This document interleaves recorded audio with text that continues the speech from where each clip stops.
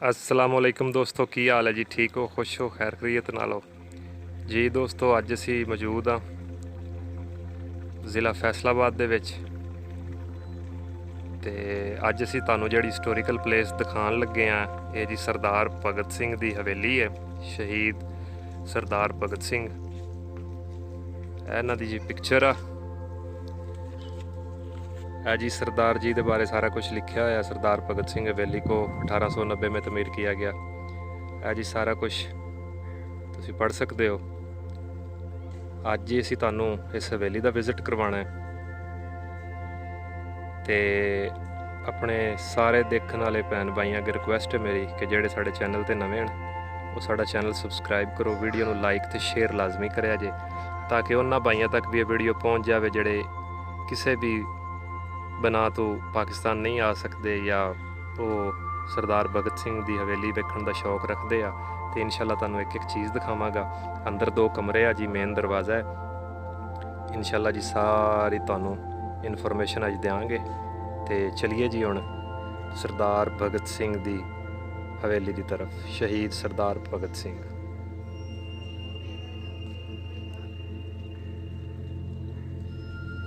जी। दोस्तों इस हवेली का बाहरला हिस्सा है तो बहुत ज़्यादा इस हवेली का ख्याल रखा जा रहा है। बड़ी ज़बरदस्त हिस्टोरिकल प्लेस है जी। यह भी तुसी पढ़ सकते हो कि लिखा है जी। सरदार भगत सिंह आज़ादी के लिए लड़ने वाला।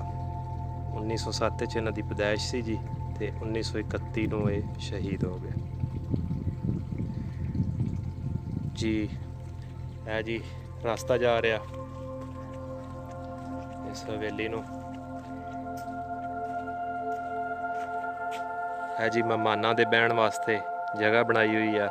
इत्थे जिहड़े भाई हुण रहिंदे आ माशाअल्लाह बड़े अच्छे अखलाक वाले आ ते काफ़ी आने वाले मेहमानां दी खातर तवाज़ा भी करते आ ते इज्जत भी करते आ ते बड़े प्यार वाले आ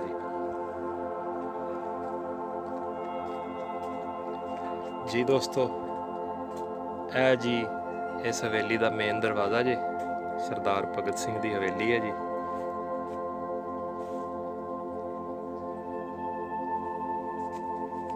इत्थों जी असी अंदर इंटर होने हैं।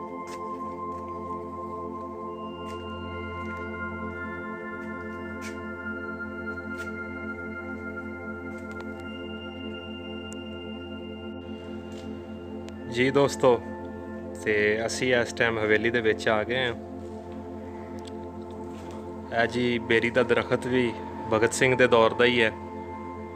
उस तो बाद भगत सिंह दी तारीख पैदाइश ते तारीख शहादत लिखी हुई है। 27 सितंबर 1907 ते 1931 23 मार्च। हाँ जी तुहानूं अंदर जाके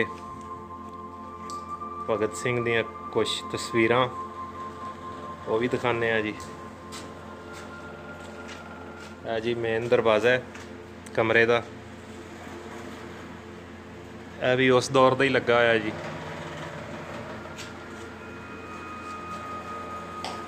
यह दरवाज़ा भी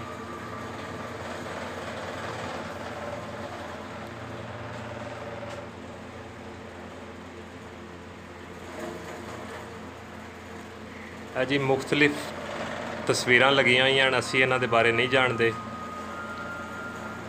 सिख मज़हब के ये लोग आ।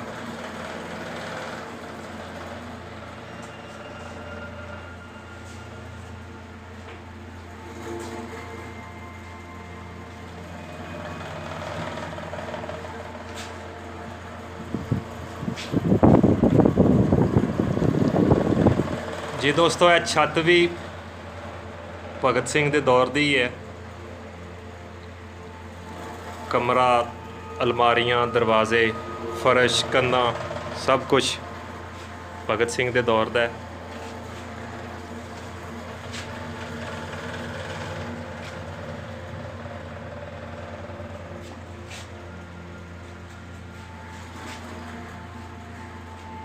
जी भगत सिंह है।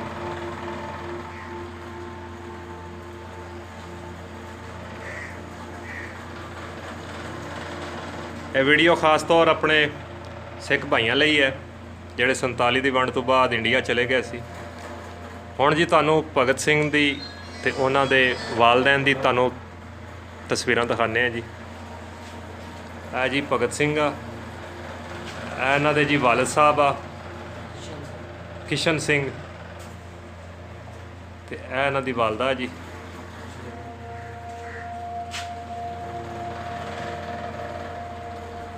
ਉਮੀਦ ਕਰਨਾ ਦੋਸਤੋ ਤੁਸੀਂ ਇਹ ਕਮਰਾ ਬੜੀ ਤਸੱਲੀ ਨਾਲ ਦੇਖ ਲਿਆ ਹੋਏਗਾ। ਹੁਣ ਜੀ ਇਹਦੇ ਅੱਗੇ ਇੱਕ ਹੋਰ ਕਮਰਾ ਹੈ, ਉਹ ਵੀ ਤੁਹਾਨੂੰ ਦਿਖਾਉਂਦੇ ਆ। ਇਹ ਜੀ ਮੇਨ ਕਮਰਾ। ਸਭ ਤੋਂ ਪਹਿਲੇ ਜੀ ਇਹ ਚੱਕੀ ਆ ਚਰਖਾ, ਇਹ ਵੀ ਭਗਤ ਸਿੰਘ ਦੇ ਦੌਰ ਦਾ ਹੀ ਹੈ ਜੀ।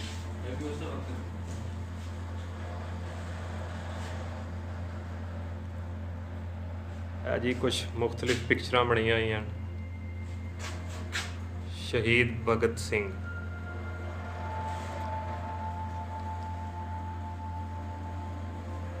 ਇਹ ਜੀ ਦੂਸਰੇ ਦਰਵਾਜ਼ੇ ਦੇ ਵਿੱਚ ਆਪਾਂ ਜਦੋਂ ਅੰਦਰ ਇੰਟਰ ਹੋਏ ਆ, ਤੇ ਇਹ ਦੂਸਰਾ ਕਮਰਾ ਹੈ।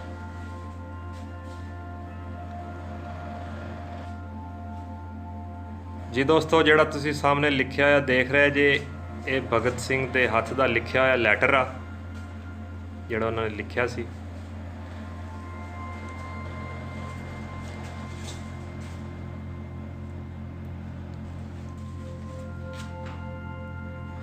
ਬੜੀ ਮਸ਼ਹੂਰ ਇਹ ਜੀ ਹਵੇਲੀ ਹੈ ਭਗਤ ਸਿੰਘ ਦੀ, ਹਿਸਟੋਰੀਕਲ ਪਲੇਸ ਹੈ।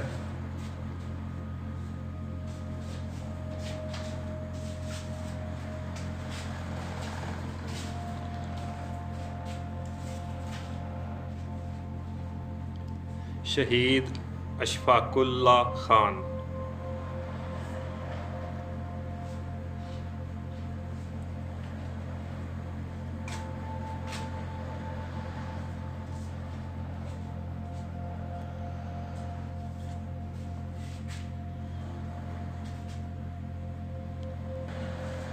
ਜੀ ਦੋਸਤੋ ਮੈਂ ਤੁਹਾਨੂੰ ਇਹ ਵੀ ਦੱਸਦਾ ਜਾਵਾਂ ਕਿ ਇੱਥੇ 23 ਮਾਰਚ ਨੂੰ ਭਗਤ ਸਿੰਘ ਦੀ ਹਵੇਲੀ ਦੇ ਵਿੱਚ ਮੇਲਾ ਵੀ ਲੱਗਦਾ ਹੈ, ਤੇ ਬੜੀ ਤਾਦਾਦ ਦੇ ਨਾਲ ਸਿੱਖ ਭਾਈ ਇੱਥੇ ਆਉਂਦੇ ਆ ਮੁਖਤਲਿਫ ਮੁਲਕਾਂ ਤੋਂ, ਇੰਡੀਆ ਤੋਂ, ਪਾਕਿਸਤਾਨ ਤੋਂ, ਮੁਖਤਲਿਫ ਮੁਲਕਾਂ ਤੋਂ। ਇਹ ਜੀ ਤਸਵੀਰ ਆ ਜੀ ਜੇਲ੍ਹ ਦੀ, ਭਗਤ ਸਿੰਘ ਦੀ ਜਦੋਂ ਜੇਲ੍ਹ 'ਚ ਹੁੰਦੇ ਸੀ। ਹੱਥਕੜੀ ਲੱਗੀ ਹੋਈ ਹੈ ਜੀ। ਇਹ ਜੀ ਅਖਬਾਰ ਆ, ਇਹ ਵੀ ਪੁਰਾਣਾ ਅਖਬਾਰ ਹੈ ਜੀ।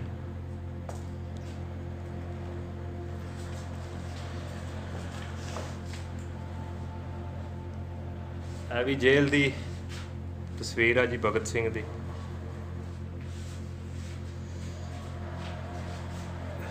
ਇੱਕ ਦਫਾ ਜੀ ਫਿਰ ਦੇਖ ਲਓ ਜਿਹੜਾ ਉਹਨਾਂ ਨੇ ਖਤ ਲਿਖਿਆ ਸੀ, ਲੈਟਰ। ਦੋਸਤੋ ਉਮੀਦ ਕਰਨਾ ਕਿ ਤੁਸੀਂ ਇੱਕ ਇੱਕ ਚੀਜ਼ ਬੜੀ ਤਸੱਲੀ ਨਾਲ ਦੇਖ ਲਈ ਹੋਏਗੀ। ਇਹ 2 ਕਮਰੇ ਆ ਜੀ। ਸਾਹਮਣੇ ਦੋਸਤੋ ਮੇਨ ਦਰਵਾਜ਼ਾ ਹੈ ਹਵੇਲੀ ਦਾ।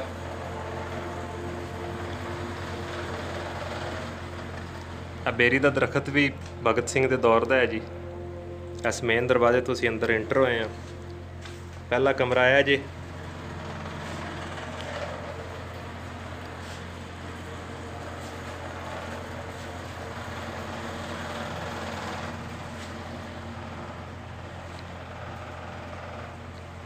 दूसरा कमरा दोस्तों है जी।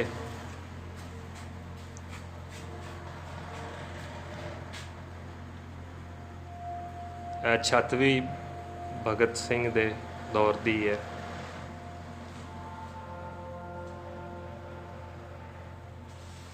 इस हवेली की काफ़ी सफाई का ख्याल रखा जा रहा है। इस हवेली का बहुत ज़्यादा।